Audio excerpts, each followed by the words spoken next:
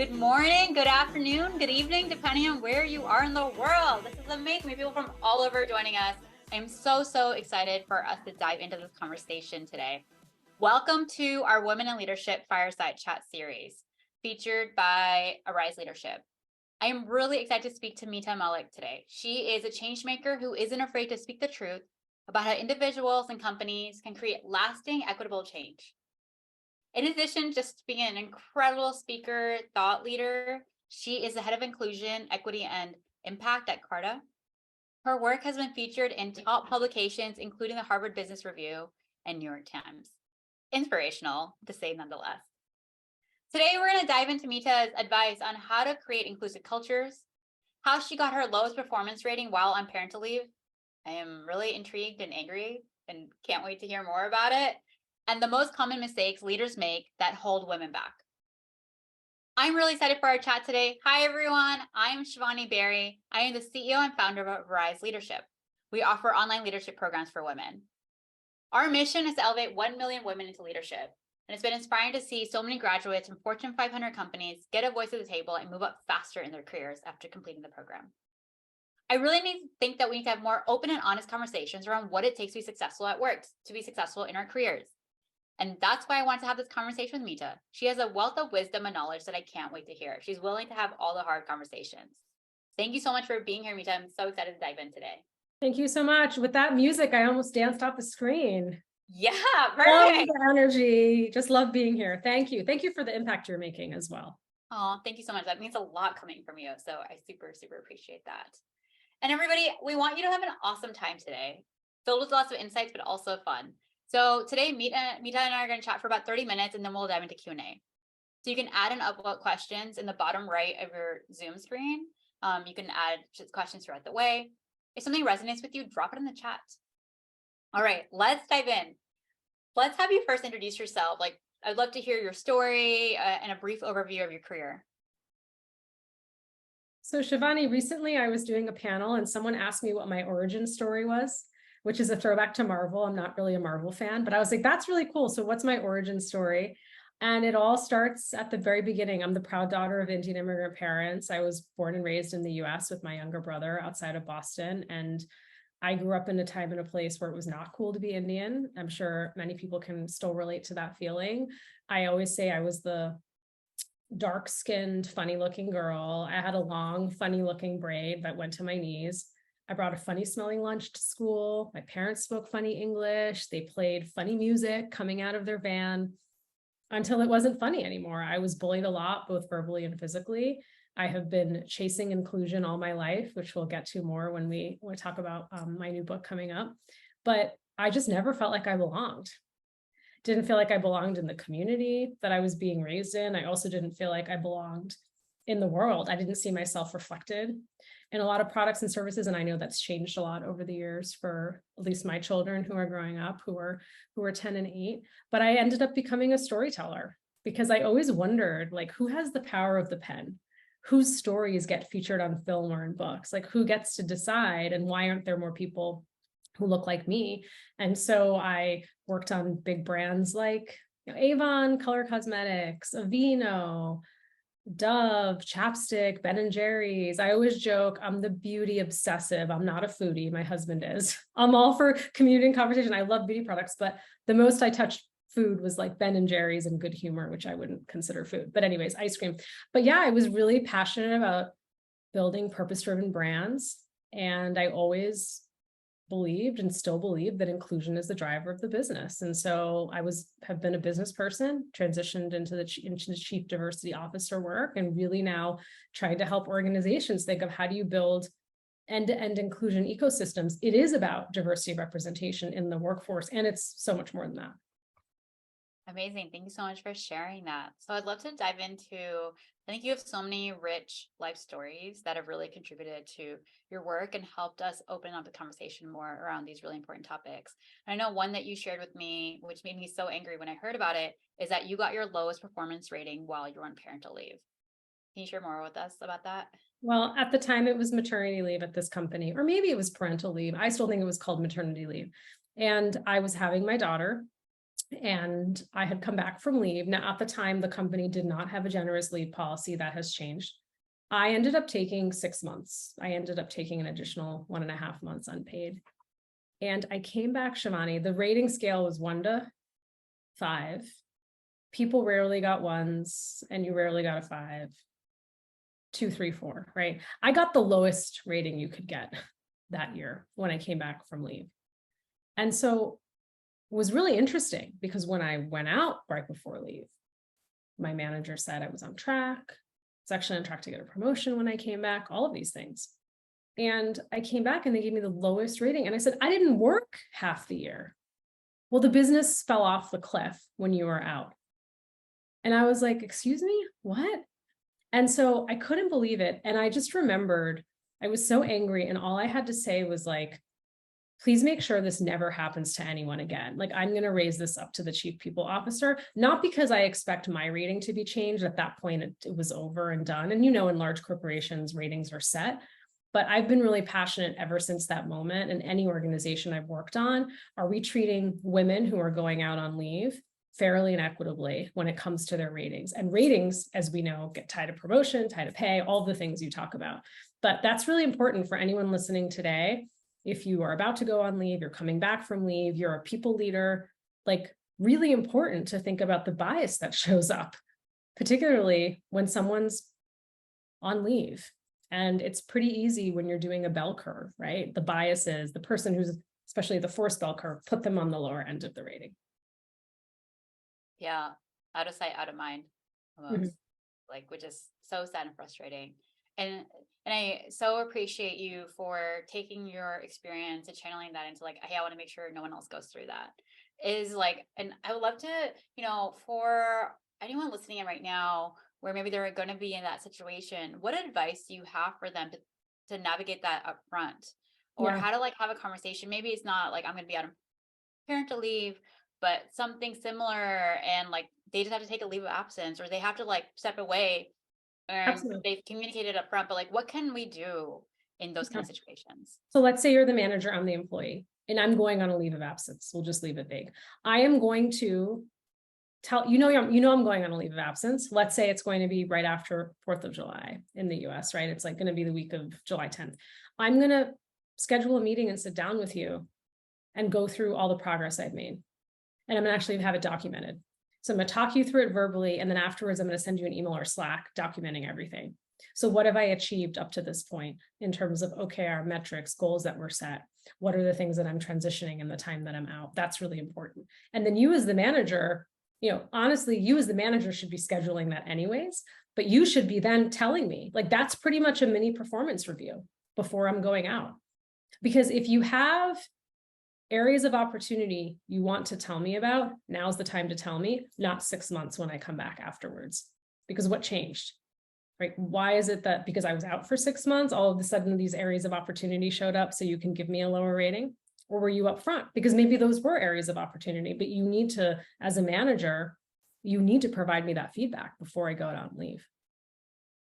Got it. That makes so much sense. And so it sounds like really, and if your manager is not proactively doing that, then it's, we can push for that conversation, get that in writing before we go out. So really, it sounds like before you leave for some leave of absence, get it documented around like, where does your performance stand today?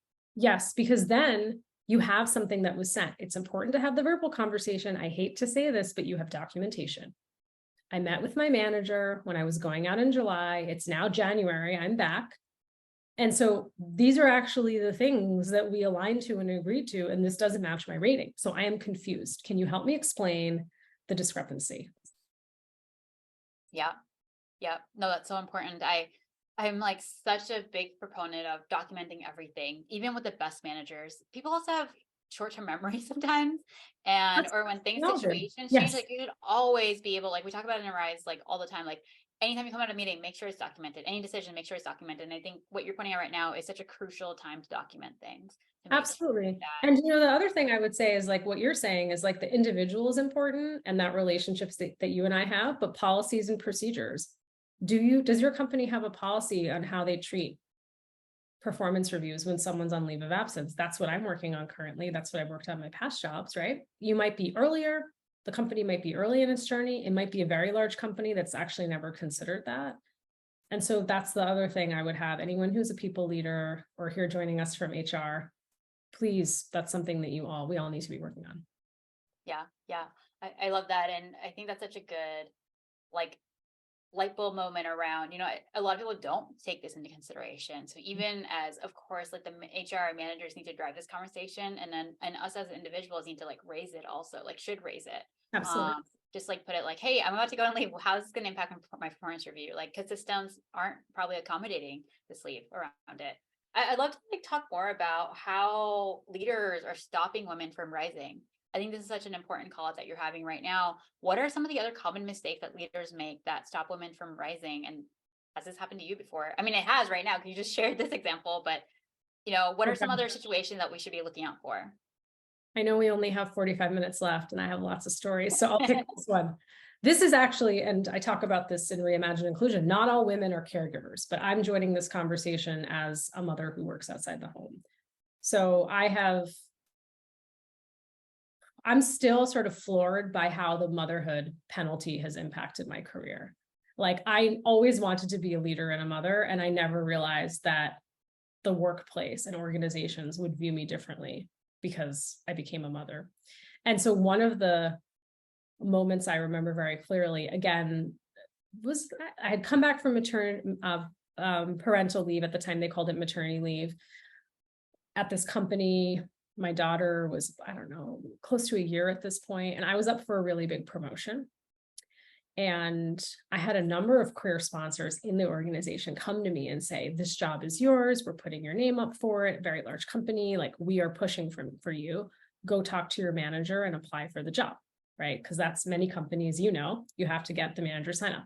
I go to my manager and I talk about this role. And he says to me, Mita, your kids are so young and this job requires so much travel. This is not the job for you. You're not going to do this job. Come on. You're really going to travel this much and be away from your kids? No, you're not going to go do this. No. And totally gaslit me, dismissed me, minimized me, made me feel guilty. Like, oh my God. Oh, I'm a mom and I'm ambitious. Oh, wow. Right. And so guess what? He did not let me apply for that job. I did not apply for that job. And I wish, Shivani, I had had the courage to ask him, who gave you permission to slow down my career? Say that again. Who gave you permission to slow down my career? And that's the biggest mistake leaders make, because we come into our workplaces with all these stereotypes. We're all human, of how we were raised, who raised us, what sort of views we had on what women and men did in the household, our fathers and mothers, who we were raised by. And we bring these stereotypes into work with us of what we expect of individuals from different communities. And so clearly he had a certain view of, me being overly ambitious and that coming to odds with being a good mother, which he brought into the workplace. So I just, my biggest ask of anyone like listening is just to think about, would we ask or think of those same things when it comes to men? Because I know for a fact in the conversations I've had with my husband, who's the father of my 2 kids, no one has ever said anything like that to him remotely, ever. Yeah, thank you so much for sharing that. And thank you. I'm just like, oh my God. Did I just stun you? You're like, I don't even know what to say in response. Yeah.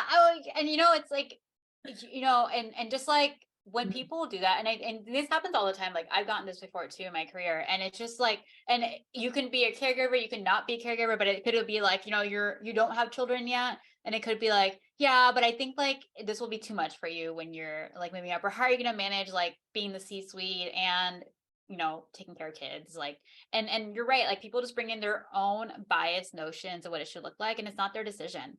It's like our own individual decisions of how we want to raise our families and how we want to lead our lives. And when I was just like, as you're sharing that, I can imagine like probably that manager telling himself around like, yeah, I'm just looking out for her. Yes. I'm just, and like we tell ourselves that we have this good intent coming into the conversation. And it makes it hard, but I love what you're sharing right now, because it's a tangible example of like, when you hear it from a third party perspective, you're like, I can't believe they did that. And I'm sure like people who've actually made this mistake themselves are probably like, oh yeah, that's so absurd. And so I thank you so much for like shining a light and a mirror really back at like people who've probably done this before around like the flip I side, mean, like who I listen, love what you just said, yeah, that yeah. permission piece. Yeah, I've been in so many talent management meetings. Another meeting, and this is a classic story we hear a lot. It's like, oh, Mita's up for a big promotion. Oh, the promotion is a sales role. She's going to be the Northeast director. Amazing. Oh, but Mita just had a baby. We can't give her that job. It requires too much travel. And so the question there is, has anyone asked Mita? Like, again, we are knowingly or unknowingly, whether you say it's with negative intent or unknowingly doing it, we're making decisions for women's careers without asking them. And in many cases, the response when I'll ask that question in a talent review meeting, they'll say, no, actually, I haven't asked Mita. You just made assumptions about what her ecosystem looks like at home and who's supporting her family. Yeah. Thank you so much for sharing that. What's your advice for managers or like how, I mean, of course they should just like be aware of this from right off the bat and not bring this in, but as companies that are struggling to change this or teams that are struggling to change it, what's your advice to them? Honestly, it takes each and every one of us to speak up in those moments. And it's really difficult to have these conversations. And if I just say to you in front of a large group of people, Shivani, that was really sexist. That was really racist. Okay, I have now shut down the conversation. That's not what I'm saying you do. I'm saying, can you tell me a little bit more about why you think Mita wouldn't be able to travel for this role? Can you tell me, have you had conversations with her? Can you tell me what her career wishes were? What was the last discussion you had with her before you went out on leave? Have we asked Mita what her career wishes are? Oftentimes I'll see things like, particularly, again, this is only one lens, but for me, when I became a mother, immediately it seemed like people wanted to slow down my career. They wanted to, why are you asking for promotion? You have time. You just came back from leave. This is an easy job. Just stay with it. It's going to be so much easier for you to transition. I'm like, you don't even know anything about me. You're making all these assumptions, right? Why are you working? Are you going to go part-time? Do you want a job share? Do you want to go do this project manager role because it will be easier? I'm like, no, and no. Like, what? So that's the thing, is like, you have to ask women what they want, what they need, how to support them. And you have to interrupt bias when you see it in action. You have to. Yeah, thank you so much for sharing that. And on that note, I loved how all the questions you posed are very non-judgmental and more observations. Have you asked her this? What makes you think it? And so maybe we pivot that a little bit to, when we've gotten biased feedback to ourselves. Like, for example, I've been told I'm aggressive before. And I think many people here can like relate to that. Like, as women, I'm like, and yeah, I can be more assertive in times, but that it was a very loaded comment.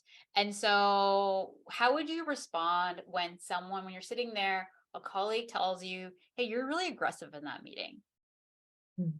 What's your advice? That's a great question. I have a podcast called Brown Table Talk, which I know we've talked about. It's with my good friend, DC Marshall. And we talk about how women of color can win at work and how allies can help. And one of the things we talk about on the podcast is facts versus feelings.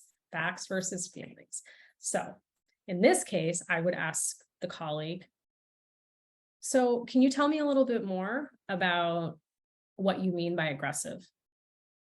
Can you help me understand the behaviors you observed? I'd like to understand your feedback further. Because then what that makes me do, if I was the person who said that to you, it makes me have to actually give you observable facts. Like, I have to say, you lunged at me across the table, which you did not do, right? Like, I have to really, with facts, paint the picture that you were aggressive. Well, I didn't like your tone. Okay, can you tell me a little bit more about my tone? What was it in my tone? Right? Again, like you're saying, it's like coaching, honestly. Like, coaches ask powerful, open-ended, non-judgmental questions. You are coaching the person to come to their own conclusion, to say, actually, you're right. Thank you for asking the question, and I apologize. I shouldn't have used that label, and I'm really sorry. It won't happen again. that's ultimately, hopefully, that's not always going to be the case, but you want to get people to start really, show me the facts. Because if I lunged at you, if I threw something, if I dropped F-bombs, right? Like if I did something, like you can give me a list. Like if it was you had recorded me, it's like, yeah, I shouldn't have shown up that way. Thanks for the feedback. Yeah, I love that facts versus feelings. And follow-up question to that is, sometimes in that situation, people, then your colleague can get really defensive and be like, well, you're getting really defensive. Like in this situation, let's say I'm giving that feedback. And then I'm like asking like, hey, I'd love to just hear more, what about my tone made it?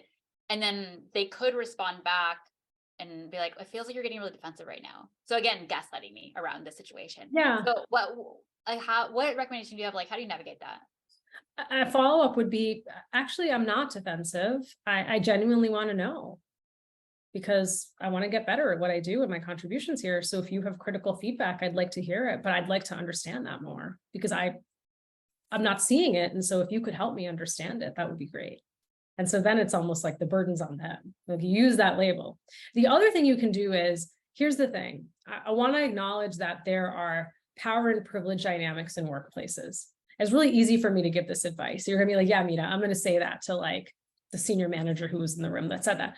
What you could do afterwards is you could pull, let's say I'm gonna pick on Jim. I don't know who Jim is. Jim was the one who made the comment to Shivani.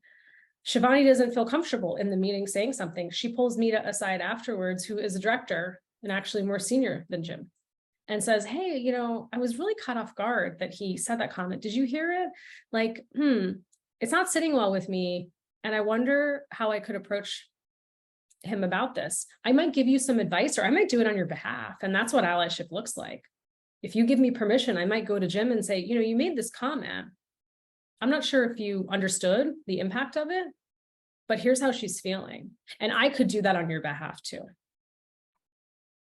I love that. And I guess like playing kind of like the other lens of like, what if you don't have that ally, or what if you don't feel comfortable going to someone else around it?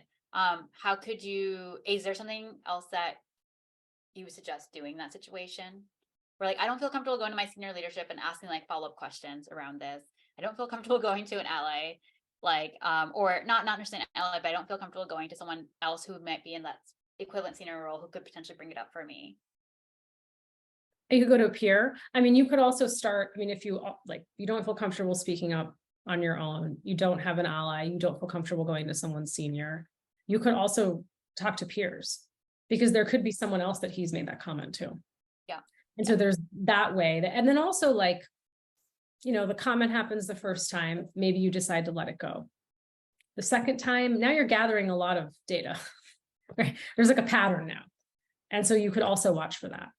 Yeah, I love that. I think that's another great example of documenting. When it happens, just document when it happens. Yes. Your case becomes so much stronger when you go to them or report it to HR or whoever you're having that conversation with. Like, absolutely, on this date, in this meeting, this was said.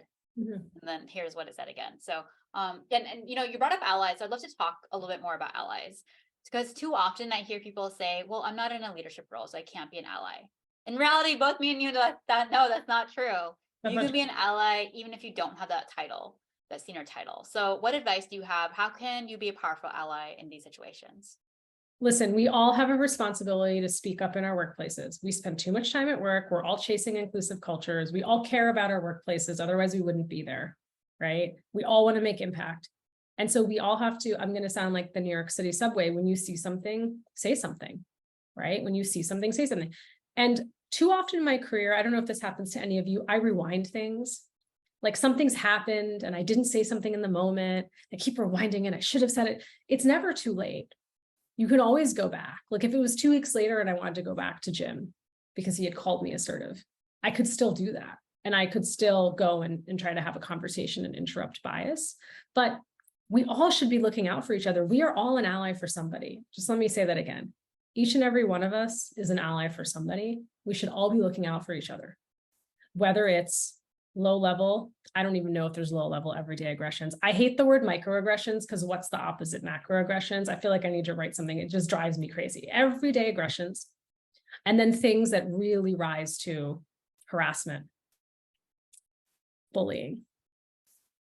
sexism, racism, things that are happening in our workplace, right? And harm that's being caused over and over again. We need to be looking out for each other. That's small moments when it comes to pay, promotions, say my name when I'm not in the room. How many times has my credit been stolen? Could someone else be like, hey, actually, that was Mita's slide? Right? Like I could think of so many moments in a workplace in a day where we could be standing up for each other for the small and big moments. Yeah, I especially love right now how you're talking about. My next question was going to be like, how can we proactively be an ally? Like, we don't have to wait for something to go wrong, but it's exactly what you just said. Like, say my name in meetings, call that out, give the credit where it's due, recognize my work. Absolutely. If my name keeps being mispronounced, is everyone in the meeting going to sit and listen to my name being mispronounced over and over again? I had early in my career, one of my first corporate assignments, it was myself and another brown woman who I'm friends with still to this day. We look nothing alike. And yes, I need to say that. We look nothing alike, and they mistook me every single time. Couldn't get my name right. I was always mistaken for the other brown woman. Yeah, that happens to me. Yeah. It's like, and actually for my situation, the other woman was Chinese American. So we like really didn't look anything alike. And they would keep calling me her name and her my name. And I'm just like, what? It's like embarrassing, degrading, dehumanizing, all these things. And what makes it worse is that other people are sitting there watching this happen, right? Harm is being inflicted on me over and over again. And that was actually one of the first times when I talk about allies in action. I worked with a white man who one day in a meeting was like, this isn't funny anymore. Why do you keep adding Shilpa to the invites? This is like Mita's meeting. Like, I don't understand what's going on. He was just so flabbergasted and frustrated that he finally just like, that was like the first time someone said something. It's not funny. It's not like some comedy sketch. Like, I work here and you can't even get my name right. Yeah, thank you so much for sharing that. And I think that's like all these examples you shared are also like, I think when people think about being allies, sometimes they're like, it's such a high like bar that I have to cross. It's so hard. But what you just pointed out are simple instances that don't have to feel so daunting, that don't have to like just being like, oh yeah, this is Mita's work, or like, Mita, good job on this project. Like just giving a Slack shout out or whatever in a team all hands or team meeting, or just telling your manager that is like a great ally. And actually, you look really good too while you do that. Like people love people who pull each other up. And I love what you said, everyday moments, even aside passing, oh, did anyone check in with Mita? How was her vacation? Actually, it was parental leave. Mita wasn't on vacation. She was on parental leave. Every day, there are things that are being said. And I know we can't stand up in all the moments, but if we start to stand up in a few of them, we'll see the tide start to shift. Yeah. Yeah. Oh, this is so good. So good. So raw, so good. And I see a question in the chat around some bias. So the question, I'll just read it out loud. A likely influence of my Southeast Asian upbringing, I find myself dimming my lights for the more senior members in our group meeting. I speak up less and express myself less versus I'm in a meeting with peers. How can I overcome this? So how can I speak up more in meetings with more senior people? Despite the self-awareness, I'm still finding it difficult to combat being quiet in rooms of senior leaders. Ooh, I can definitely relate to this. Oh my God, I feel like this is my younger self. Yeah, me too. I was like, oh, I could totally relate. I used to like sit at the back of the room because I was like, oh, the elders need a seat at the table. Oh no, this is like Indian upbringing. I used to sit on the radiator. Forget the back of the room. I was like, I don't even want to take up a chair. I'll sit on the radiator. So here's what flipped for me. I'll never forget, I was invited to a very senior meeting and I was like, why am I invited to this meeting? I'm like a senior brand manager. Like, why would I be invited to this meeting with VPs? And the person said to me, the president wants you there because they know you have value to add, particularly for this project we were working on. And I think the flip for me was because I am so proud of so many gifts my South Asian parents, immigrant parents gave me, but there are a lot of ways in which that's held me back in my career. And so the flip for me was, I'm being paid for my expertise. You are letting someone down in that meeting if you're not speaking up. They're paying you to be there. They're paying you for your expertise. And so you owe it to them. And for me, I don't want to disappoint people. I'm a people pleaser. So then all of a sudden I thought, okay, these people are expecting me to contribute. They have me in here for a reason. So it's always a missed opportunity if you don't speak up, because you were invited to the meeting for a reason. They didn't invite you just to make you feel better. That's a corporation. No, they invited you because, all right, Mita has something that she's doing on some project, and I need her to share this insight with this team. And so if you can make that flip switch in your head, which is what I did, all of a sudden it became easier to speak up. I love that. Something similar happened to me. There was like, my manager was like, why are you in the meeting if you're not going to say anything in the meeting? Like, what value are you adding? It's like, oh, yeah, you're right. I should speak.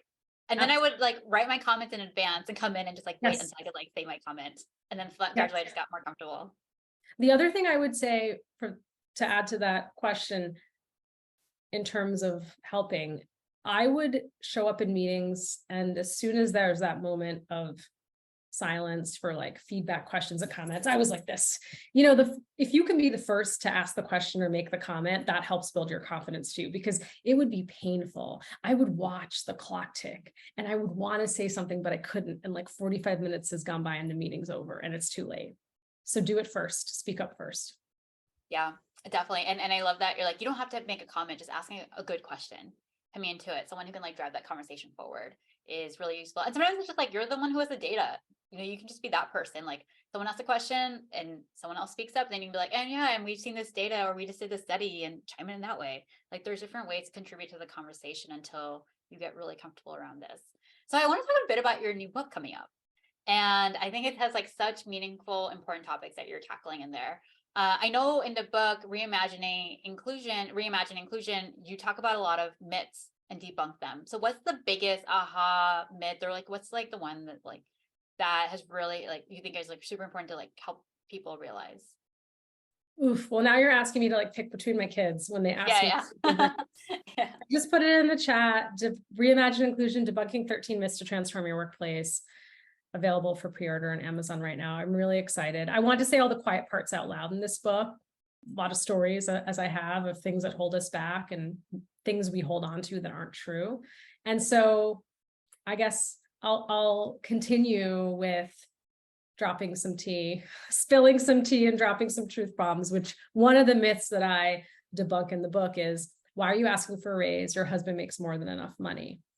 And this is you can read it in the book, but the quick story is I go to a former manager and ask for a pay increase. I do all the things that have been really hard for me culturally. I have my points on the board. I've done my market research. I go with a smile, asking to have my compensation reviewed. And his feedback or his response is, why are you asking for a raise? Your husband makes more than enough money. And he somehow had found out what my husband did for a living. And so in this myth, I really wanted to really tackle this myth that white women and women of color don't negotiate. It's not true. Early in my career, because of my upbringing and my uncomfortableness with money, I didn't negotiate, but I learned how to along the way. And even to this day, when I negotiate, I'm still met with gaslighting, being dismissed, being minimized. And so I talk a lot about how we have, most of you, if you're working in a large corporation or even in a smaller corporation, quietly behind the scenes, their companies are doing the right thing and doing pay equity reviews. They want to make sure that their employees are being paid fairly and equitably. But here's what happens. I, as a manager, come in with my own bias, with my own views on money. Shivani shows up asking me for her pay to be reviewed. And I'm thinking to myself, she carries a Birkin bag to work. She doesn't need this job. She's the primary breadwinner. She's not going anywhere. I'm not going to bother to pay her anymore. Or I'm thinking to myself, why isn't she grateful? Why is she asking me for more? And a lot of it comes down to my own relationship with money, right? Like as an individual, as a leader, how do I think about money? And that shows up at work. And so the number one thing I would ask anyone to do, if you were on this call today and you were leading a team, do not wait for HR to review your team's pay. It is your job. It is your job to review your team's pay. HR can help you. The total rewards function, it is your job, right? And the market is moving. People are coming and going, and we are spending a lot of money to attract talent. Are we actually looking at who has been here consistently performing, and are we paying them fairly and equitably? So good. I 100% agree. Like you got to ask. And I think that's such a important call out where like, even when women do ask, the biases that happen around it. Like, again, like I think that like the narrative out there is put on the women, like, oh, well, women just don't ask for raise. And it's like, yeah, sure. Some people don't, but some people do. Yeah, and absolutely. There's like a lot of pushback that happens. You have to navigate, which makes it even harder to ask for that raise next time.